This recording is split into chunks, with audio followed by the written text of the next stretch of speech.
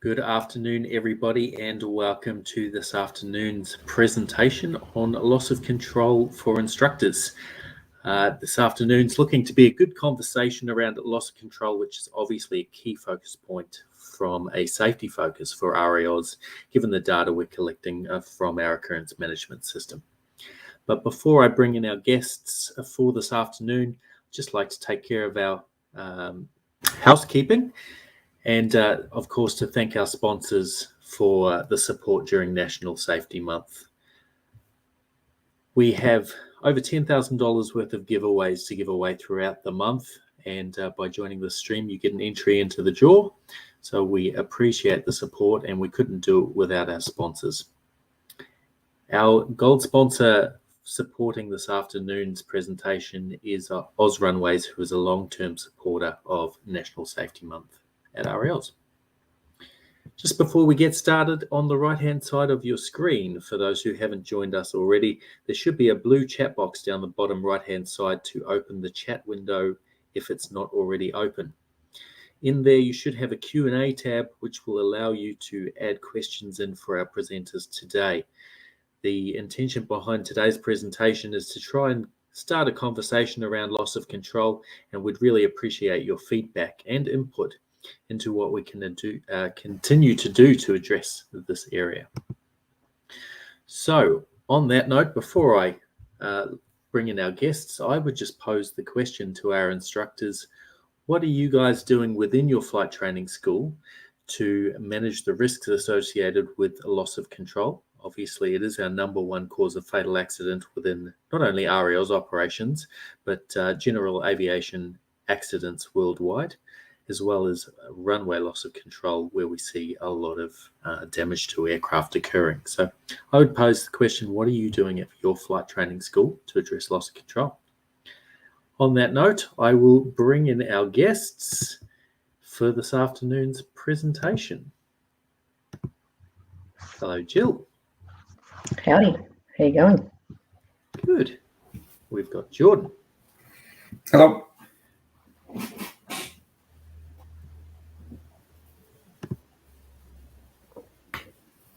And should have Ken and Linda in the background there as well. Okay. There's Linda. And we've got Neil in the background. Thanks, Jill. I'm handing over.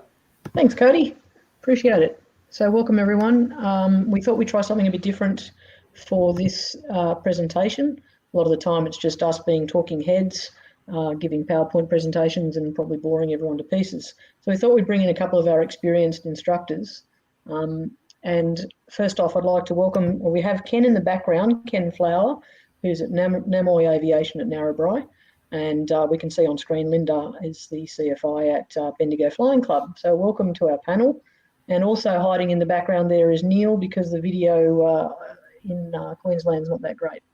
As Neil said earlier, not only is there a COVID wall, there's an internet wall between Queensland and the rest of the world as well.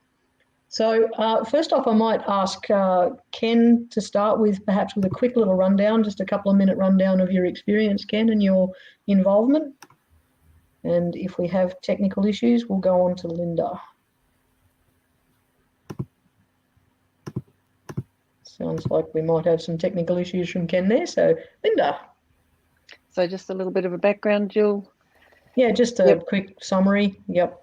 Yeah, so I've been CFI here at the Bendigo Flying Club for nearly 4 years, nearly up for my second renewal.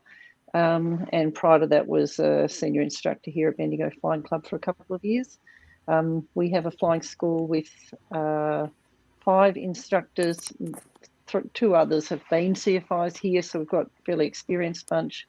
And we have about 40 students a month, or 40 students on the list as we go along. We have been shut now for quite a lot of months with bad weather and COVID, but have been teaching throughout. And I get to share with you today the story of having had some loss of control incidents. So that's part of the reason for being here today. Thanks, Linda. Perfect little summary. I saw Ken pop in. Let's just see whether we can get Ken back again. And if not, I'll give a quick can you summary. hear me now? Yes, go for it, Ken. Okay. So my screen's just coming on now. So did you want me to go ahead now? Or Yeah, go ahead. Just a quick little summary of your experiences, so the people watching can understand where you're coming from, what experience you've got. All right. So look, I've been running a flight school for several years. I've had the benefit of running, being instructor in Europe and in South Africa, and so I've trained several instructors, and I really enjoy instructing. It's one of the most rewarding jobs you can get. But I always say to my students that when I'm teaching them how to be an instructor, you'll learn flying 4 times as fast as an instructor as anybody else, and that's because the experience is proportional to how many people in the plane are trying to cause an upset to the aircraft, and in instructing case there's 2. So there's a couple of experiences that I've had that have really changed the way I've trained a bit, and I might just talk about a couple first. So one of the early ones was I did a BFR with someone in their own aircraft in a crosswind situation, and asked him, can you handle crosswinds? No problem. He immediately applied power. The crosswind was from the left, and he immediately headed for the runway lights. And realizing that he didn't have a plan, I had to take over and grab the throttle, pull the power back. And then I was quite concerned when I asked him. I said, well, what was your plan? You were heading for the lights. What were you going to do? And he didn't really have a plan in his head. So from then I've introduced a crosswind pre-briefing, and that is a very practical briefing whereby, let's say you've got a wind from the left. You say, in this aircraft, the wind from the left will take my nose left, I'll need right rudder. The power in this aircraft will take my nose left, I'll need right rudder. If I can't maintain centerline with rudder, I pull the power because I can't change the wind. And that puts it in their head, what they've got to do. And it really has been helpful. And I found, even though people understand the theory and they pass the test, doing a BFR, some people will say crosswind briefing. They'll say, oh yeah, the wind's from the right, that'll take my nose to the left. And no, you've got to have it practically, just looking at the wind and seeing this hand and that hand, not what's left, not what's right. And so that's one of them. The other thing is the pre-takeoff briefing in relation to power. I had one person trying to kill me in his own plane after takeoff, and I said to him, at about several hundred feet, I'll ask you to initiate a power failure and show me how you handled it. So we got to about 300 feet. I said, okay, do a demonstrated power failure. He pulled the power and raised the nose. Mm. And while he was raising the nose, he said, converting speed to height. He was GA trained and converted to RAOs. And I had to immediately grab control because he was already climbing at about 52 knots. So it wasn't going to end well with the nose above the horizon. And that was when I realized it just wasn't in his head. So I've changed the wording that I use for after takeoff emergency with engine failure from, I think they use the GA, and I think RAOs commonly use lower the nose. Well, if you lower the nose, you indeed lower the nose, but what does that mean? What you've got to have in people's head is, if I've got no power, here's an approach attitude for this particular aircraft. And a drifter is quite different than a Foxbat, than a Technam. And so they've got to understand what the approach attitude is for this aircraft, because they don't have time to look at speeds. So they've got to immediately go to and you formalize that by getting them to, when you're doing landings, make sure that they know the approach attitude. So when you're coming in with a stabilized approach with zero power, that is the approach attitude they've got to grab on that aircraft, and they've got to feel it. The other thing is that after the accident that was had in Melbourne, Moorabbin, I think, where there was a fatality on a go-round on the low hours pilot, I looked at what was happening and I realised that a lot of the BFRs I'd done, people are more comfortable with landing than they are go-rounds. So I then changed the training syllabus to include the words, well, look, landings are optional, but to be able to do a go-round is not. So you must do that first. So when I do start circuit training, I get them to be able to do go rounds at several locations before I worry about teaching them how to land. Once they can do go rounds, then I'll teach them how to land. So they're just a couple of little points. The other one is landings are optional, but go rounds aren't. The other thing with takeoffs, loss of control on takeoff, this guy who took me off to the left-hand side of the strip, I realised that he thought the takeoff was obligatory. Once he got full power and he had rudder control, or he thought he had rudder control, he had to get off and he was in that tent zone. So I now teach them that actually takeoffs are not mandatory. They're optional. If you can't maintain centre line, you should abort the takeoff. And so I now do a lot more training with getting them to abort if they can't maintain centre line. Originally, in my original teaching, I would say, look, coming on you with right rudder, see, that brings it back to the middle, and that's the way I'd train it. Now I train it, I'm pulling the power because you're going out to the left. I'll show you how to do it maintaining with rudder. So there's just a couple of tips that I've learned from real life experiences I've had. Wow, I won't tell you more because there's plenty. You could probably take the whole session. I'll just sit back and enjoy the ride, Ken. That's great. There's a couple of really important points you've picked up on there that we'll explore in a bit more detail to start with. But in broad terms, I understand you've got gliding and powered flight experience, and one of the reasons why we have had involvement with you over the years is because you've not only trained but also mentored quite a few CFIs in the Central West and Northern New South Wales area. So from RAL's perspective, your depth of experience has been really valuable to us in the area as well, and hence why we've got you on the panel. So I guess if we circle back to the beginning, effectively the idea is we are here to talk about avoiding loss of control for instructors and what sort of processes and procedures we can put in place, guys and girls, at our schools. And Ken's just picked up on three, which I'm going to circle back to in a minute, but they're extremely important points. So one of the other things, I guess, that ties in neatly with Neil's presentation a bit earlier is that the BFR, or flight reviews and assessments for instructors, are the perfect place for us to visit these scenarios and manage these scenarios with our pilots and start inducting or indoctrinating, if we want to use that word, some of the processes we can do for instructors to make pilots a little safer and therefore to keep instructors safer when they're flying. And one of the ones I wanted to start off on, if we circle back to one of your points, Ken, was the pre-takeoff safety brief.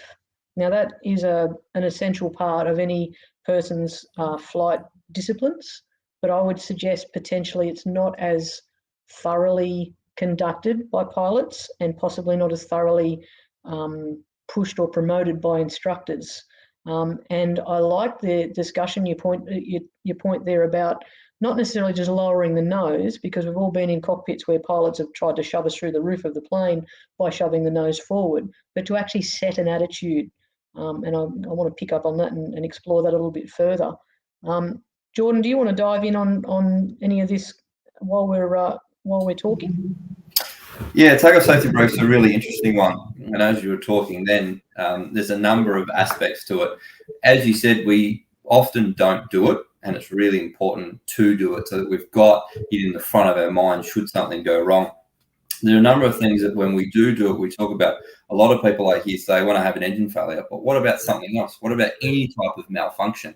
So I like to talk about if I have a malfunction, and there are many different scenarios on the ground, airborne with runway remaining, airborne without runway, below 500 feet, above 500 feet, on crosswind, on downwind, so many different avenues that you can actually think about. So it comes down to wording, and it comes down to what is applicable to your aircraft and your performance in the failure and the glide. And then also the practical application. We often rote learn this word and say we're going to do this, this, and this, but I'm not sure how often we actually go out and we practice that. So we practice and visit those scenarios. So if we have a failure on the runway, and Ken was talking about it before, rejected takeoffs and things, how are we actually going to do it? And setting a clear scope so that we've got the takeoff safety brief, and then we can actually make it practical and actually go and fly it. And then doing the engine failure after takeoff, going up to altitude and seeing the loss of height and the speed decay and the energy and inertia decay and things like that. So I think there's, it's really important that we do it, but not just say it and not just read off a sheet of paper, I'm going to do this. Actually go out and practically do it, I think is really important. Cool. Yeah, great. Thank you. And we'll just give a little bit of statistics, which are always interesting for people to learn about. So thanks to Cody for providing these. Our safety manager is always diving into the OMS and extracting data.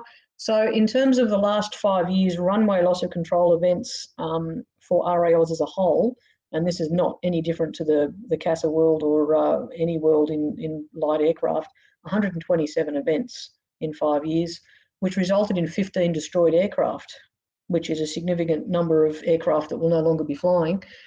46 had substantial damage. So there's a significant number of aircraft that will need repair, which will be expensive and probably put premiums up. And 42 with minor damage, which you'd talk about things like spat repairs or, damage to wingtips or whatever. And of those 127, 29 were during takeoff. So that's a fair proportion, and 87 were during landing. So you're absolutely right, Ken. The takeoff component, your pre-takeoff safety brief, and your management of actions, particularly as instructors, is really important during that takeoff section. Now, we've broken those statistics down a little bit further into school-related events. So of the 127 over the last 5 years, 42 involve schools. So it's a reasonable proportion. My math sucks, but I think we're talking about a quarter of those events. 5 aircraft destroyed. So there's 5 flight training schools who have either needed to find another aircraft or have stopped flight training or have had a significant reduction in their fleet because the aircraft was destroyed. 10 had substantial damage and 13 had minor damage. And of the phase of flight, the proportions are much the same, 9 takeoff events and 27 landing events in that runway loss of control. So let's talk about the sorts of tools that we've got available. But first off, we should actually have a listen to Linda's experience. So just to give a little bit of background, Linda, as I said at the beginning, this is not intended to be a pile on Linda kind of presentation. In fact, I think you've got some really valuable lessons that you can pass on to a lot of the instructor cohort, because we really didn't hear much from Bendigo Flying Club other than the usual routine kind of reports, which is fine. And then suddenly we had what appeared to be a rash of issues with runway loss of control. So do you want to have a quick chat about the circumstances? Sure. I'll very quickly describe what incidents we had. We reported 3 incidents in the last, I think it's covering now about 18 months, but 2 of them occurred within about a month of each other. The first one was a landing, and it was a very gentle roll off the side of the runway to the left. That one, we were essentially saying, well, actually, no, that's not normal, so let's do an incident report, but we weren't particularly alarmed by the incident itself. The second 2 were more serious and did involve substantial damage to the aircraft. The second one was a flight test, a pilot certificate flight test. We had gone to an airstrip which is normally included as part of our training, and the plane had landed and then was taking off again, so doing a bit of a short field takeoff. And the startle response, I think I will call it now, because a bit of hindsight, I get a bit more perspective on it. We did a very sharp veer to the left, and in the correction of that, the stick was pulled back quite a lot, and we stalled, I think, on takeoff. So I had previously thought that was a really difficult thing to do, but I've realised now it wasn't that hard. Happened fast. And because it was a flight test, I think I was there as the flight tester, and in that instance, I've just, I think about my thinking, maybe as a flight tester, as I issued instructions and took control, but couldn't do it fast enough. It couldn't stop the incident occurring. So we ended off veering to the right and snagging a fence and coming to a rest in the paddock next door. The third one was a member of the Bendigo Flying Club who had recently got a pilot certificate. So he was not under instruction. He had done flights recently, but it was nav flights, not circuits. And he was taking off on his second flight under his own command. And he veered off to the left. He panicked. He pushed further left on the left rudder.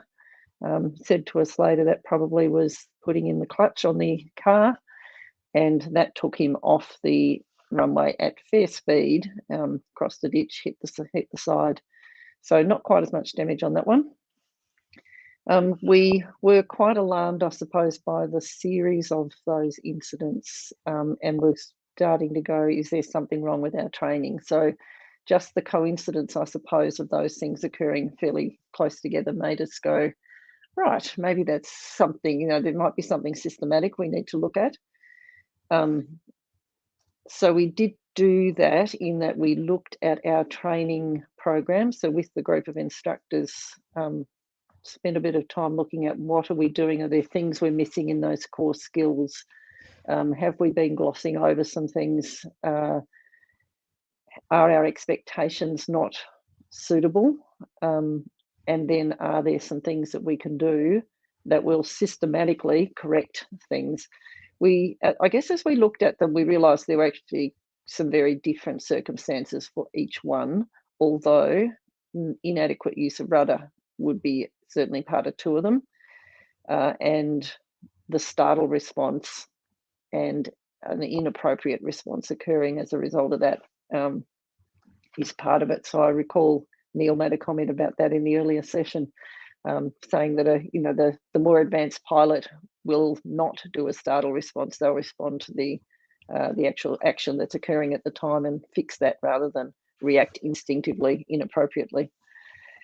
What we did do was, in addition to spending time with those pilots and taking them through skills or a skills assessment and then skills building on the areas that seem to be lacking, but we did look at the takeoff, building skills for takeoff. So use of rudder, definitely. And as Ken said, maintaining directional control. We've introduced things like high-speed taxi. So just gaining a bit of momentum so there's a bit of energy in the plane and maintaining control on the runway without doing the takeoff. Aborted takeoff, which we had talked about but not ever practiced. We realised that we were not very good at pulling the power back. So when things start going hairy, the power remained on full for the takeoff, which does exacerbate the outcome. So having a response there that says, if it's not going well, pull the power out. And just the experience of having to slow the plane down and maintain control while you're changing from a full power to a no power is definitely worth the experience rather than just talking about, because it does take a bit of concentration. I guess this one's specific to us, but that we do use a grass airstrip in our training area for training, and we had inadvertently not taken that one pilot out there as she was doing her pilot certificate test. She hadn't been there before, whereas normally our students would. There's a couple of reasons for that. They had been putting stock on the strip, so we'd avoided it. We also had COVID shutdowns. We weren't going out as far somehow to do some of our training. So there were a few reasons why she hadn't experienced that before. So obviously, if we're going to do a flight test on that strip, getting her prepared, having seen it before, it's quite a long strip, quite a wide strip, but it looks short of being grass. And at Bendigo, we are definitely spoiled for having a very wide runway. So in fact, it takes quite talent to get off the side of that one. But nevertheless, you need to experience the alternative ones. I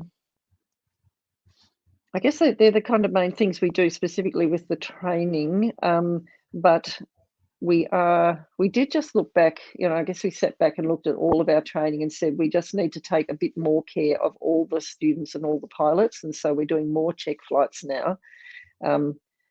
the fact that our students, one was doing a pilot certificate, so she'd been doing steady training up to that, and then the other one had just had his pilot certificate, means that really the lack of check wasn't a factor here, but we can see that as a general risk for flying schools. So we've instituted some stronger policies of flight checks if you haven't flown within a certain period of time, with different levels of piloting command experience related to times of currency.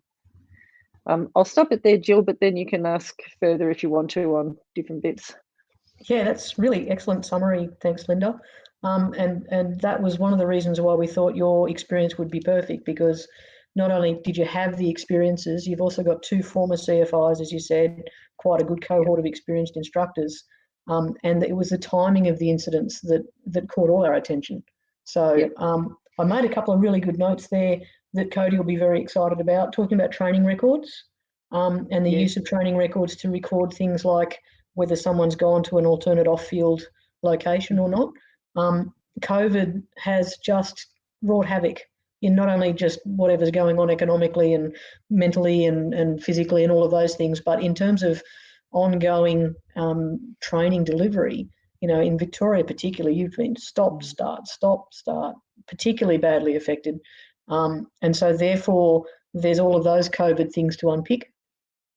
The fight, flight or freeze or the startle response, I really encourage instructors to learn a whole lot more about that. And I've even got a war story later for my own instructing experience for the fight, flight or freeze. And freeze is a very common one. So there's someone's just popped up. There we go. In your experience, have you encountered or nearly encountered a runway loss of control event? I will say yes, because I was actually almost part of one. And Linda, you've gone further down that path. You're actually involved in one particularly.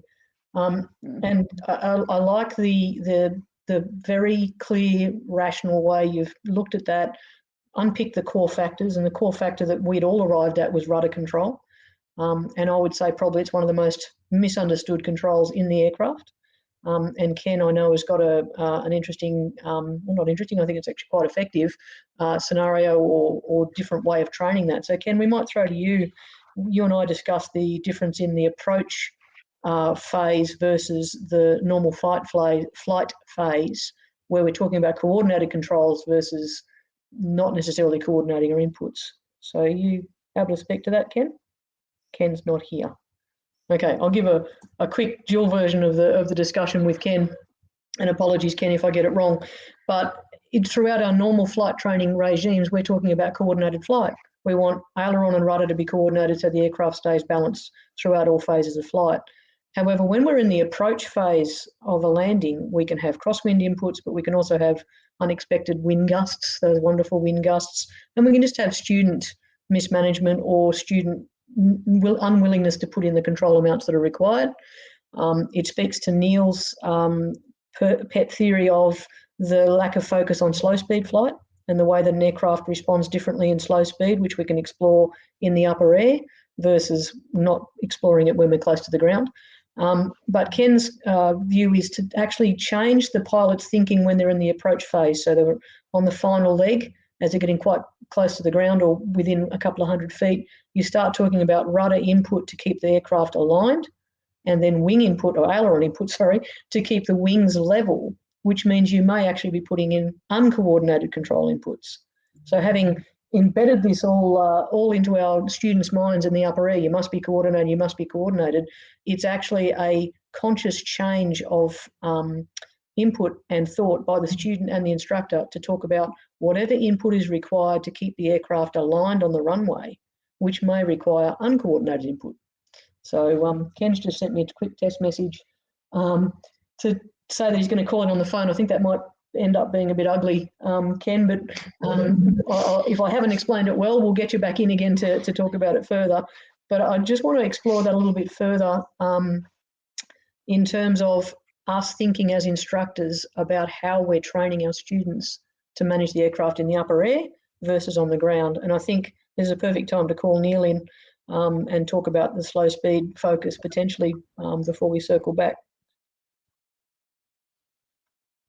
Hello, Neil. and I'll drop the camera off. I'm here, Jill, there. Thanks, Jill. I appreciate that. And look, I guess I touched on it in the earlier presentation for those that may have been here, and it talks about this procession through the syllabus. And typically, effects and controls gets the intro hour, if not the second hour after a TIFF.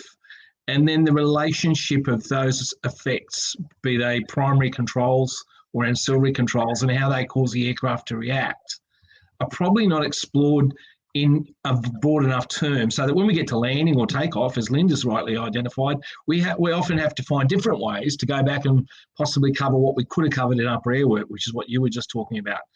Of course, at takeoff and landing, we're in a diminishing or an increasing energy state, but we're not in the normal energy state of normal, straight and level. So our control effectiveness, which is one of the things we cover in effects and controls, is again got to be explored, recalibrated. The time to do this is not while you're trying to teach somebody how to land an aeroplane. The time to actually calibrate your actual feel and understanding is where you've got nothing else to worry about and plenty of air around you. So as I said in the earlier presentation, I'd implore our instructors and schools to look at how much more investment they can make in upper air work, particularly in the slow flight and the pre-stall recognition, so that they can treat the stall as a tool for the landing, and also as with an awareness of an understanding of what that's going to feel like, either in takeoff, a missed approach, a balked.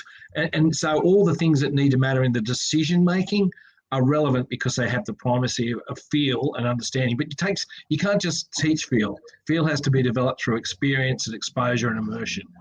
And Linda's got there's some really great techniques, high-speed taxiing. We often hear people cajole instructors that do strip runs, but strip runs are an exceptionally good way. And from the trike community, we do a lot of strip runs, and I've had CFI, oh, you can't do that. That's not a missed approach. And but the bottom line is if we're teaching somebody to manage the aircraft with the right control inputs at low or diminishing or increasing energy, we're building them a toolbox that they're going to use for the rest of their life. So thanks, Jill. That's sort of, and the slow speed phase of flight, we've got a number of schools that have actually broken pre-stall, slow flight, stall introduction and basic stall and recovery, and then advanced stalling, and they cover it 4 or 5 times in the syllabus, not all at once. So that there are 5 different points of triangulation where the stalling phase, the stalling feel, the understanding of how it relates to a scenario is actually embedded in with the pilot. And great thing to do on a BFR as well. Don't just this normal nose up, power off, hold it there, let's stall the aircraft, recover. Yep, you're good. Let's go to the next thing. That's not really a scenario base that we're going to build experience and build knowledge on. Great points. Thanks, Neil. Thanks, Jill. Jill, can I just follow on Neil one little bit? Certainly a key factor in the incident at the outstrip was that we took off before we were ready. So the stick back, full power, plane in the air, but not really at sufficient speed. It got us, I guess, above, got us about 3 or 4 feet up before it actually stalled and then slid off to the side. So that's one that I'm particularly paying attention to now, is making sure that students really recognise when the plane is ready to go. Our planes, the TechNAMs, will leave the ground earlier than they should. So we have to just make sure we hold them a little bit before we head up. Particularly with gusty, strong winds that we've been experiencing at the moment, we can find a plane in the air. And it will not stay there unless we've really got the speed up. So before this incident, we were probably, we were looking at speed, but not as specifically now as we do, and say, okay, we've got to get it to 55 knots before we get it up. I think the fact, that we could stall the plane at 5 feet, I would not have thought that was possible, but we did. So that's something I'd never thought about, but it is definitely possible. So that's something now that I'm pretty sensitive to, having been through that experience, but I can see how easily it happens, and how when we're doing touch and goes, for example, the plane's got a bit of momentum, it can be off the ground. If the student hasn't sort of settled the plane and allowed it to roll a little bit before pushing the power back in, you can get yourself up in the air straight away. And that, I think, means that they don't really think about the energy required for a good, successful takeoff. So that's another bit that we've put in. Awesome. Couple of points from that one that I've made notes on. Our aircraft particularly have an incredible power to weight ratio. So that is exactly where that TECNAM scenario, and it's not unique to TECNAM, you jam the power on. If you're somewhat in control of the aircraft, you can pop up into the air quite quickly, but you don't actually have effective control flow, airflow over the controls, and suddenly, the aircraft is stalled. So that's a really important point to recognise uniquely for our category of aircraft. Another question, how many instructors explain differences between minimum control speed and takeoff safety speed? That's a really good question. I'm not sure who's putting those up, but good job. I put it up there, Jill. Thanks, Neil. That's awesome. And Linda, you talked about touch and goes versus potentially stop, backtrack and go, or stop and go if you've got a long enough runway. I've been guilty of that. At Temora, we've got nice 2 kilometre long runways. You just do a takeoff and go. But with that length of runway, you could do a landing, full stop, collect this yourself, reset the aircraft and go again. Obviously traffic dependent, but I think probably we, as a group of, or cohort, we don't necessarily practice the full stop, take off and go again. And the energy you've got in the touch and go can kind of mask those errors or those problems that you're talking about, Linda, with the students. So some really good things we're picking up here. The expectation bias was one I wanted to circle back to as well. I think we've all flown with someone where we think this person's got it sorted, there's no problems. That's possibly where the highest risk exists. And from Jordan, Neil and myself's perspective, we often talk about the expectation bias or the cockpit problems that can occur when you've got 2 very experienced people in the cockpit, and the expectation that the person that you're testing or checking or reviewing will manage whatever you put at them or whatever situation you put them in, when in fact that may not be the case. I did have a very experienced 747 captain who flew the aircraft absolutely beautifully until we got to landing the aircraft in a crosswind, when he refused to put the wing down, and we drifted off to the left. And that was not expected from my perspective, because he had handled the aircraft in all phases beautifully. But you don't put the wing down in a 747, otherwise you scrape the nacelle on the runway. But you definitely need to do it in a TECNAM. So that expectation bias is a big problem for us as well. Jordan, I saw you making some notes. Do you want to weigh in on any of those things? Yeah, I'll probably just run the party line. It would be remiss of me not to. Linda was talking about TECNAMs, and we've got all different types of aircraft in the RL's fleet. So just to remind the instructors to go through type training, to go out and explore the envelope of the airplane so that they understand it.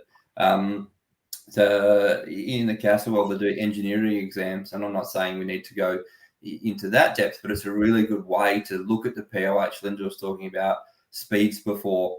You look at the POH, you constantly look at it, you do an engineering exam, and you can find all that information there. So continuing to further develop our skills on the airplanes that we're flying, and if you're an examiner, that'll, you might be flying a myriad of different aeroplanes, but looking at the POH, doing that type training on it, so that you understand where those envelopes are, and that way you can deliver that to the student, take the student to those, to the ends of the envelope, so they can understand what that envelope is for the airplane. But it's very difficult to do that if, as an instructor, you don't know that yourself. So coming back to type training that we always harp on about, and it's, you can do a lot of that on the ground before you actually get in the air. So yeah, just keep up reading the POH and going through the type training is really important. And this is a good timely moment to put up, I don't know whether that's particularly clear there. This is a slide from a PDP that Neil and I delivered a couple of years ago, talking about the opportunities and the time available to an instructor. And Neil, you might want to speak to this. I think I'm back online now, slide. Jill. Can you hear me? Are you? Yep, got you there, Ken. Excellent. You're all good? Can you hear us? Okay, we'll keep going. Hopefully we'll get you back in there again, Ken. Neil, if you're here to talk to this, otherwise I can chat about this slide if people can see it. Okay. So I presented this slide as part of our PDP series in 17 and 18. I think 19 was the last time we did it. But we talk about, this dual control responsibility, the CRM element that applies in dual instruction. And Linda touched on it, and Ken certainly touched on it as well today. And I think we can all have a story where we've been startled, where a pilot or a student has done something we didn't expect. But it's about how do you, as the command pilot, being the instructor, allow an environment to exist that gives maximum learning opportunity by allowing the student to manipulate the control versus you managing the risk. And I think that, Linda, you poised it beautifully. We don't know until sometimes it's too late that we probably should have intervened earlier. So I think, a bit like human factors, the only good decision is an early decision. So obviously, as a new instructor, they might be inclined to come onto the controls and shadow the controls and even affect the inputs that the student then doesn't learn and mask their ability to get feel. But as an experienced instructor, I have this thing called the circle of confidence or circle of trust, where I put and if you've got a yoke or a stick, it doesn't really matter. But you basically, you set a parameter where your hand or feet are not on the control surface or the control, but you actually allow it to move within a certain parameter because for that aircraft, that parameter is not going to get into trouble. If you feel somebody pulling back on the stick on approach and you're already at 60 knots and you can feel that touching your thumb, then you know that this pilot is starting to stretch the glide and trying to change attitude for aspect. In other words, trying to stretch the glide. So you don't even have to say a word. You see that. And I'm sure most of our instructors listening today will actually have a similar story. But if you set these parameters, you can actually then get an idea of how much you need to intervene when. But if you just sit back with your arms crossed, it's great to telegraph confidence that you trust the student or the pilot, but it doesn't give you the opportunity to intervene if you need to. The other thing is know what the critical get-outs are. And Ken raised it perfectly. He always has a plan. He's 3 steps ahead of the student and the aeroplane, and it's a multiplying factor. You can be 3 steps ahead of an aeroplane like a normal pilot, but as an instructor, you've got to be not only 3 steps ahead of the aeroplane, but 3 steps ahead of the student, and without putting expectation bias in there too much. So I put this little graph together, which just basically looks at, and it's not a glide slope, it's just basically a diminishing time frame that says basically there is always a learning opportunity, and we want to work comfortably in this safe, risk-free or relatively risk-free zone. It could be height related, or it could be phase of flight related, or it could be airspeed or any parameter or tolerance related. But at the end of the day, that's where the learning opportunity is. We want students to stretch into the next area. Really important that we stretch and we see that they actually identify when things are falling outside of parameters or using the wrong control input. That's where the growth of learning occurs. But there's a squiggly line, and the reason I put the squiggly line is because it varies. On a still wind day in the morning, that line might be very straight and pushed further over because you've got a lot less things to manage, less crosswind, less turbulence. You might be at a familiar airfield, you might be at a super wide runway. But at the end of the day, every instructor should apply this sort of thinking for today's activity, for this event that I'm checking, for this skill I'm ingraining with the student. How far am I going to let them go? When am I going, and how well are they going to recognise in the action required section? And what measures and what tactics am I going to use, whether it be a circle of confidence around the controls, whether it be a pattern intervention, whether it be a provocation. What am I going to use that's actually going to get some communication and not get that? We've all had it where we say pull back, pull back, pull back, and nothing's happening to the controls, or right rudder, right rudder, right rudder. And the problem is that there is this freeze. The brain's already turned off in the student and the plane keeps going the way it's going. We think so this is my old thing, Jill laughs about it all the time. The problem with the communication is the illusion that it's actually occurred. And it's George Bernard Shaw it's thanks to him, he said that. But the reality is no, it happens often in the dynamic cockpit environment, where we actually we patter thinking that we've told somebody what to do and that means they'll do it, when in fact that often doesn't happen. So we have to have other strategies. And when you get into weight shift aircraft or other ones where you've got limited 2-axis control, this becomes even more critical. So that's just the sort of stuff. So I put it into the handouts. You can look at that and just think about it yourself, and even write some things. Create a minimums list as an instructor. I will not let it get beyond this stage. If I'm in a tail dragger, I'm not going to let it bounce the second time. tail draggers are their own animal when you start teaching, for those of us out there that are teaching tail draggers. But yeah, Jill, that's just a bit of an explanation. I hope that helps. And yeah, maybe that's excellent. Yep, thanks, Neil.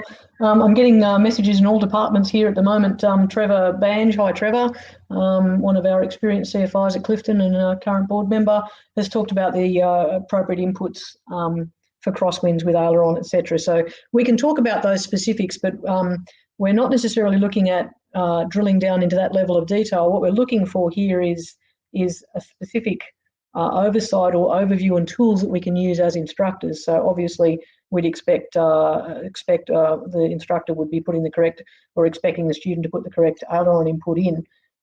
Circling back again, there's a process that Neil's working on at the moment to introduce an aircraft knowledge quiz, which is something that we think will be very useful for students and instructors, and that would be expected potentially be delivered for any different types of aircraft at the school for students. And that addresses Bill's question about pilots' handbooks stating a takeoff safety speed, and that we probably don't put enough emphasis on the POH. Welcome back, Ken. But don't put enough emphasis back on the POHs for students and for instructors. So it might be a good point to pop up one of our other slides, which is one of the tools that we talk about as a possibility for, not just a possibility, but a tool for our examiners to use to ensure that the pilot is operating within normal parameters, but also as a guide for our instructors to use to say, hang on, the aircraft is no longer within 1 or 2 metres of the centre line. I need to do something. Either I need to prompt the student to do something, or I need to do something to make sure we don't lose more of the centre line, as an example. So that flight tolerances is on our instructor portal, and obviously is quite a useful document. It's also in the handouts. Nicholas, we've got a point there saying Bob Tate says, and that's a pretty famous person we can quote from quite happily. Bob Tate says, for most light aeroplanes, takeoff safety speed will be 1.2 times VS. So Bob Tate's the oracle, I think, as far as most of us are concerned when it comes to instructing. So I guess in terms of any other questions, if we circle back, right back to the beginning, Ken, when you started talking about the go-around, we've recently revised the generic student progress record to actually have the go-around as a specific element in training records. So that's available on the instructor portal as well. And Linda, I wanted to just circle back. You're talking about strip runs and aborted takeoffs. They are higher risk events in and of themselves, aren't they? So we have to balance the potentially higher risk activity in a learning experience for the student, which then takes it to the slide that Neil was talking about. So how did you manage that when you were implementing those sorts of additions to the training syllabus with your students, with your instructors? Did you go out and do some standardisation on how to deliver that? We have sort of done that in the past a little bit anyway, just amongst ourselves, but we definitely discussed it and talked about what was okay and what was not. So in terms of not trying to do that in foul conditions, just let's make sure we've got a fairly stable environment, and not getting to a very fast speed. So just making it, you've got a bit of power, but you're not letting it build up so much that you're potentially going to go off the side of the runway in your demonstration or your practice. We all know that taxiing, the rudder inputs in taxiing can create quite a lovely fishtail in your plane. So we did not want to get into anything like that. So I guess we treat it with caution. There's one more maneuver, which is just flying down to the runway and just going backwards and forwards along the runway and just demonstrating that the student can control where the plane is above the runway as they're flying along it, so pre-landing. And that's one we had been doing more often, again, just to ensure that students could accurately position the plane prior to touchdown. So that was one we had already been doing, but I'd include that in that lot because it is about coordination or control of the plane with, as you say, ailerons to hold the wings level and rudder to hold the position of the plane, and reinforcing to students that they are in control rather than the plane being in control of themselves. So there's all those different kind of messages that we need to get through. And that the instructor needs the student to demonstrate that. That's one of the things that we need to clearly outline as well, is to say, we expect you to correct the deviations. We might not necessarily verbalise it, but if we see you drifting, we expect you to put the appropriate control input in to manage that, which again, I think is part of the pre-brief, isn't it, for the student to let them know that that's what we're expecting. Yes, yep. So we have done, I guess not highly fast, but just, if the testing their responses. So letting them know, but just going, okay, we're going to veer this way, you've got to correct it. Make sure they really know about that. Perfect. Which is the strip run. And while there's often people throw brickbats at instructors that allow strip runs, if they're managed properly, they're an extremely effective teaching tool, because you can talk to the student about whether they're managing the alignment with rudder along the centre line, and whether they're aligning the wings appropriately, countering for whatever wind gusts or effects of wind between hangars or trees or other mechanical turbulence might be. So there's a whole lot of benefit to all of that. I did want to just circle back to those statistics, because there was a little bit more interesting unpicking. So in the past 5 years, when we talked about 42 runway loss of control incidents for flight training schools, 16 of those were dual. So 16 of those had an instructor aboard, and 26 were solo, which means that obviously that's the student exploring their envelope potentially without the instructor being there. So there's all the effects of the differences in weight and aircraft handling and performance without the instructor aboard, etc. If we talk about the 5 aircraft that were written off in the last 5 years, there's obviously also considerations for the schools in terms of insurance premium, or attention from the insurance companies, loss of income while the aircraft's being repaired, potential reputational damage, etc. So there's a whole lot of other aspects to this over and above the primary aspect, which is the safe conduct of flight training. I don't know, is Ken, do you include a control intervention strategy into your pre-brief with a pilot or student? Not really, wait till it happens. That's a really good poll question that you can answer there. So a lot of these strategies that we're talking about are instructors being thoughtful, instructors being considerate and thinking about what these implications might be, and then pre-briefing students and then alerting themselves to these issues. Ken, let's try again. Are you back? Yeah, I think I am back this time. Can you hear me? Awesome. Well done. Yep, we got you. Would you like a chance to speak about some of those points, because you haven't had an opportunity for a little while? Well, look, I haven't listened to them all, but certainly I heard some of it. And yeah, I just reiterate, it's very important to teach primacy. Basically, what you want to see in a BFR is when you ask someone to do a go-round, it's primary to their instinct. They're not trying to think of what they're doing. So it's basically not about knowing the knowledge. It's knowing what is primary in their thinking.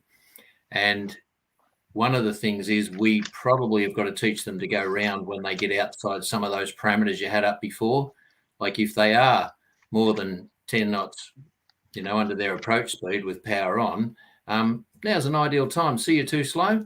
Let's do a go round. Show me how good you're at it. And then every time, look, that's 450 feet. It's not 500. So do a go round and get them to do go rounds in the stages where they're not meeting those requirements, and get it to be a natural thing. And certainly on takeoff, that's the thing that can get away from people and instructors very, very fast. So I always train my instructors, if they apply power and they get off 1 metre off the centre line, if they don't pull the power, you've got to. Don't try and fix it for them. If you're 1 metre off the centre line, you pull the power. Well, for me, I say if the white line's outside the main wheels, pull the power and fix it. You know what I mean? It's got to be, something's got to be done about it. And I think that sometimes experienced instructors can get caught with, oh, we know the plane pretty well, so to go right over to the light, see, I'm coming on the rudder with you, see how I fixed it? That's just showing them that that's all right. It's not all right. Once you leave the centre line, you've got to know how to do something about it for your experience of flying. And then just the other point that I heard to talk about, just reiterate that we are teaching pilots 2 separate ways of flying. One is we are teaching coordinated flight, which we teach in the effective controls and turns. And the other one is uncoordinated flight. An uncoordinated flight where, as you said, Jill, It's one part of your brain is holding the wings or the aileron, if the feet are on the ground, in the position you want for the wings. And the other one is aligning the body of the aircraft up with the direction that you want it to point. And they're two quite separate things. And rolling on a point is the exercise you do to teach coordinated flying that comes natural without having to look at the slip ball. And uncoordinated flying is the technique you use upstairs to change the thinking in the brain, so that one part of your brain's looking out the front for direction, and you're doing that with your feet, and the other one's looking out for bank, and you're doing that bank or wind, and you're doing that with your aileron. And it's quite separate because, as you know, quite often you've got left rudder in and you've got right aileron, so it's quite separate and different than coordinated flying. Awesome, really good points. And it also circles back to Neil's points earlier about spending more time in the upper air rather than 60 hours in the circuit. If you spend more time, that's an extreme example, but if you spend more time in the upper air and you go through exercises like rolling around a point, you slow the aircraft down and try and roll the aircraft around the center line of the center axis of the aircraft with the appropriate control inputs while keeping the aircraft balanced. It teaches the student where their eyes should be in terms of what the nose of the aircraft is doing versus what the wings are doing. And then the opposite exercise, which I don't hear many people actually do, which is keeping the wings level and yawing the aircraft while keeping the wings level, which is an exercise in uncoordinated flight in the upper air. So at slow speed, you're having the student explore the envelope of what the aircraft does, watching out the front to see what the effects are, and not necessarily looking in the cockpit for what the balance ball is doing, but what the aircraft is doing relative to a point out on the horizon. So there are a few upper air exercises that we can use to expand the student's understanding and control inputs of the aircraft. But also circling back one more, I like the idea of the BFR actually including a go-round. Now, we don't stipulate that in the requirements from RAOs, but how many people actually require the pilot to demonstrate a go-around? Because it is the most potentially fraught with danger exercise. If they jam the throttle on, they don't control yaw, they don't control pitch, you've got flaps and trim potentially all trying to pitch the nose up. The aircraft can get very uncoordinated very quickly, which is where the instructor has to be very aware of where that could go wrong and be prepared. But if that person can't manage that appropriately, my little pet theory is that effectively that is a stall recovery. So if we go up to a basic stall, upper air, clean configuration, power off, and recover the aircraft back, that is the same as a go-around in a lot of circumstances. It's just a lot closer to the ground. So that's the sort of exercise that we can practice with students and with pilots during BFR. But of course, the instructor has got to be across what's going on, otherwise it will possibly turn into an even uglier event. Jordan, any other thoughts? I see we're getting close to our time. I reckon we could keep talking about this for hours. I'm having a ball talking about these things because I think we're getting to the practical aspects of what an instructor should do pre, during, and post-flight. Jordan, I don't want to steal any of your thunder. No, that's good, Jill, and it is a really good conversation to have, especially with industry experience helping us out today.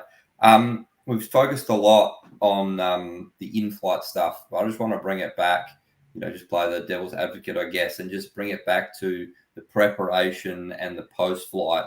And that's where the things like the accuracies, the flight tolerances are really good. This is what I expect beforehand. This is what you can measure it against afterwards.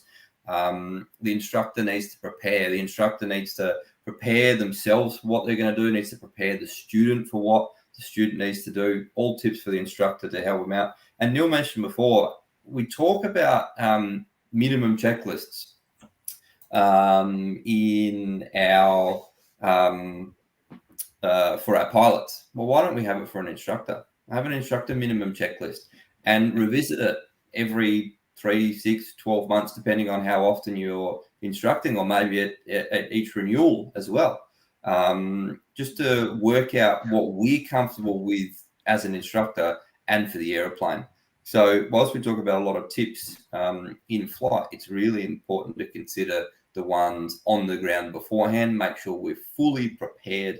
And then we can also talk about that in the post-flight debrief, and that'll help if we can prepare, you've got the 5 Ps. If you can prepare before, it'll help you, potentially mitigate any risk of a loss of control as an instructor when you're flying. Awesome. I think we're getting close to probably having to finish this very interesting session. I'm really enjoying it. Nicholas Reese, thanks, Nick, for putting this up. I used to instruct for light wing at Ballina, and it's always a crosswind at Ballina. Yep, that's often the case. And in tail draggers. We used to teach the student crosswind control by getting to apply enough power to stop the aircraft landing during the flare, lower the wing into wind, keep straight with rudder, and fly down the runway holding the aircraft straight. So effectively maintaining the aircraft alignment with the runway as a strip run during a crosswind. Again, fraught with danger if it's not managed properly, but an extremely good teaching exercise. And then finally touching the wind into wind wheel down and slowly pulling the power back. So yeah, that's a really good exercise, Nicholas. Baby steps, yes, but baby steps, we have to make sure that the baby that's being managed by the instructor is not going to get themselves into any strife. All right, well, I think unless anyone's got anything really burning a hole in their soul to talk about, I'll just go around the panel one more time. Ken, have you got anything final to perhaps wrap up what we've been talking about? Yeah, look, just one thing to add on endorsement training or type training. I missed a fair bit of that, but I did hear someone talking about it. Might have been Neil. The key thing for me with endorsement training is especially when you're converting a GA pilot, is every RAL's aircraft has a very different attitude. Most factory build attitudes, if you've got power, you've got the full windscreen available to put the horizon in, all the way from the bonnet to the top of the windscreen. If you don't have power, it's usually about from cruise attitude to the top of the windscreen, but you can't use that bottom part. But as you know, there's some quite different beasts out there. So when you type endorsing, make sure they understand with zero power, this is the only part of the screen you can see the horizon in. If you see it in another part with zero power, you will be in trouble. And I think that's a key, simple thinking rather than having a lot of figures as to what speed you're going to aim for and all that. Because, in a drifter, quite frankly, if you're not used to them, it's too late by the time you're there. Just grab the attitude and a little while later. So it's basically attitude for each aircraft is very important, and know the attitudes with power on and know the attitudes when you've got zero power. And if a pilot knows those, they usually won't get into too much trouble. Yeah, that's a really good summary, talking about attitude flying, absolutely. Linda, any final words of wisdom? I think I just agree with the emphasis that's been put on the early work in managing the aircraft through all its different phases. I like the differentiation between the coordinated and uncoordinated flight, because certainly I've found myself emphasising the uncoordinated on approach, but didn't have that terminology to put, and I think that clarifies what's going on, so that's really helpful. As an instructor, I am continually learning.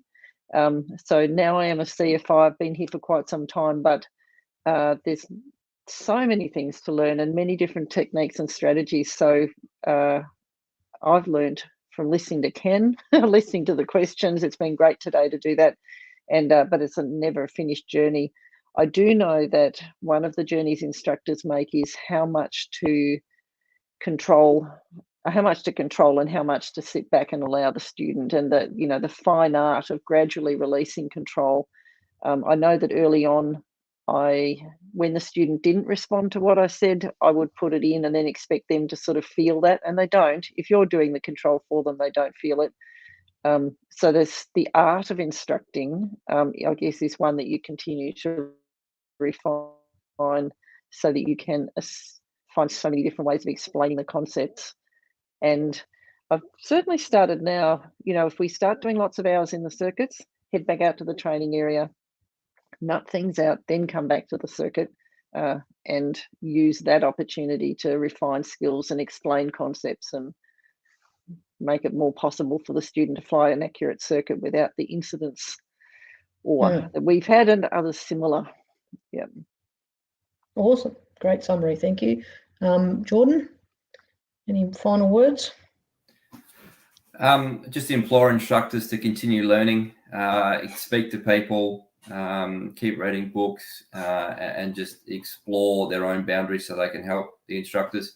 And just like to say thank you to Linda, Ken and Neil for taking the time out of their busy schedules to help us, and Cody, Marette and Lisa in the background as well. It's a really important topic to talk about. So just thanks everybody involved on our side, and then obviously the people tuning in.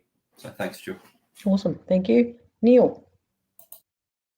Thanks, Jill. Look, again, I just echo Jordan's comments. I think that was exactly right. And Ken and Linda, thanks so much. Especially, we learn from each other. And I think as a cohort of instructors, while COVID certainly challenged how we can interact, this has been a great opportunity. So thank you, Jill. Thank you, Jordan and Cody and all our team, Lisa, Marette in the background. The final comment I'd make is that instructing is not for people that like flying, but specifically is for people that like people and like teaching. And when you actually accept and understand that fully and what it means, that's when you become a great instructor. And I think that today has been a great example of breaking down not what we teach, but how we teach it, and then how we mitigate the risk of those things so that we maximize learning and maximize safety at the same time. So thanks, everyone. Thanks for the input and the questions from the audience today.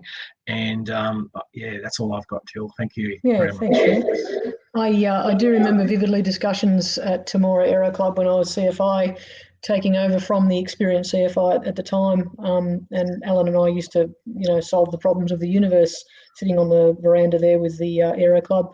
But part of the journey I found exactly is getting into the student's head and understanding how to transfer the information. You can overload a student very easily by talking too much. You can give too little information.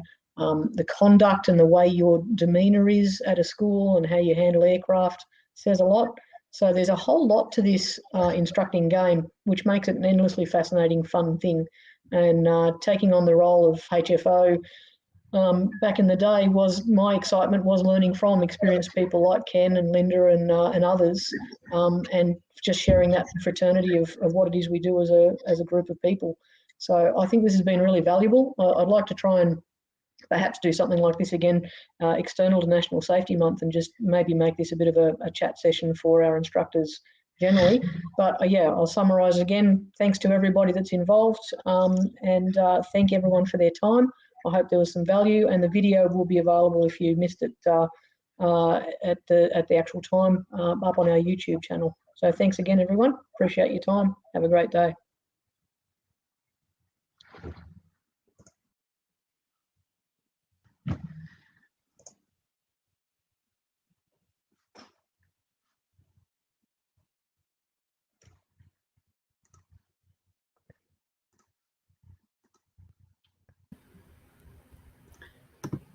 Thanks, Jill, and thanks to our panelists for joining us there this afternoon. Some fantastic discussion there. That's what the point of this discussion was all about this afternoon, was raising some of those questions and really thinking about safety. Particular thank you out to Linda and Ken for joining us there. And actually that ties perfectly into our next discussion, which is around that of safety management systems. And certainly some of the processes from those experiences and evaluating those and putting those into practice to try and prevent them from happening again certainly ties in perfectly with the systems that we're going to talk about next in our next presentation. So thank you again to everyone for joining in that discussion. Found it really interesting. 75% of people responded to that poll saying they've either experienced or nearly experienced a runway loss of control event. So it is very common out there, and it's certainly an area of focus that we see from our safety data. So thanks for joining in the conversation, and we hope to see you at our next presentation on safety management systems.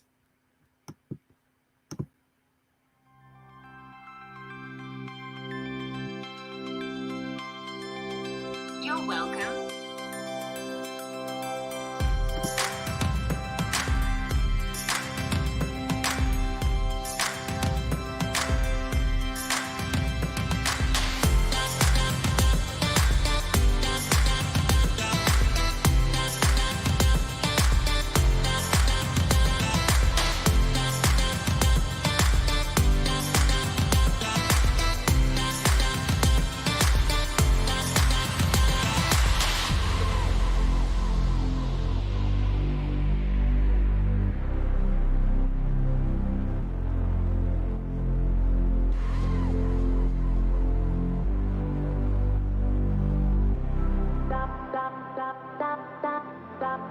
la la la